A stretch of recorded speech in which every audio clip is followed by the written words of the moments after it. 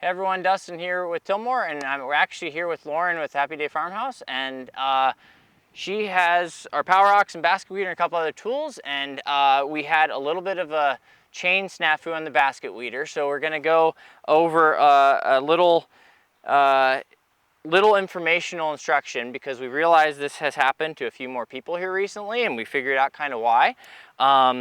People were having basket weeder chains pop off because the way we used to package the chains is a little bit different than they are now. And so they would put their master link on in here, and they'd put it on like this, and they'd put this side here. Well, there's actually this piece here in the master link that needs to be on the other side. And this piece here, if it's not, it's just gonna pull right out. So we have to actually put them together. And it's gonna end up being like this once I pull the other part of the chain. It's going to be like this, and that's going to be the master link connection there, and really it shouldn't be coming off from that point. Okay, but we've had a couple that have come off recently, so we're actually adding an instructional sheet that goes with it that just clarifies how to install this, so I think that would help in the future. Yeah. So in this case here, we're a little bit tight to pull this together.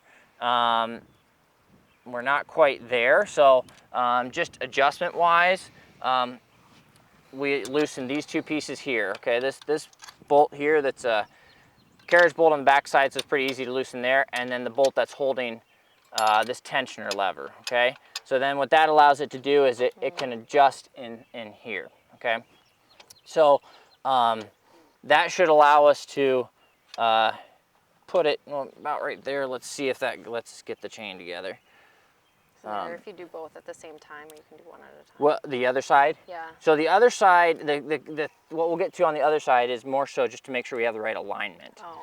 Okay, so that lets us get this hooked up, and then we'll look at both sides here in a second. So this, usually running it this direction, because the chain's gonna end up going this way, and that way, instead of the open end facing the direction that it's going, where that will be more prone to getting pushed off, having it run this direction. So this will be set up, shouldn't have any chain issues from here on with that. So now, to get this adjusted right, I didn't loosen the other side. We use these here for making sure that you're square from your front axle to your rear. So you count up from, this one is already fixed on this side, so I'm just gonna make sure the other side matches it. You can use a tape measure to measure, but this is a quick way to make sure you're about equal. So counting small 1, 2, 3 small notches up is where we're at on this one.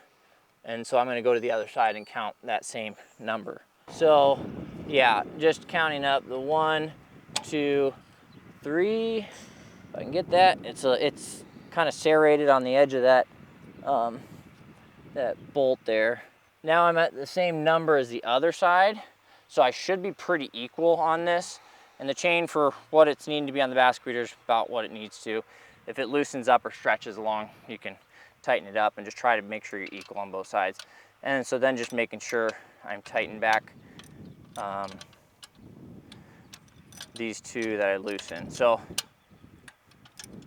like I said, a good way to test too is just to take a tape measure and measure both sides, make sure you're equal, but these are there for that purpose of making sure you got pretty equal distance there. So otherwise, if it's not square, then this is gonna wanna run a little crooked on these there, and it's gonna wanna pop on and off. So yeah, not too difficult to do this, just making sure we know that that's the way it is. So just FYI for people getting new basket weeder chains, that's the way to put it on. So hopefully that was helpful.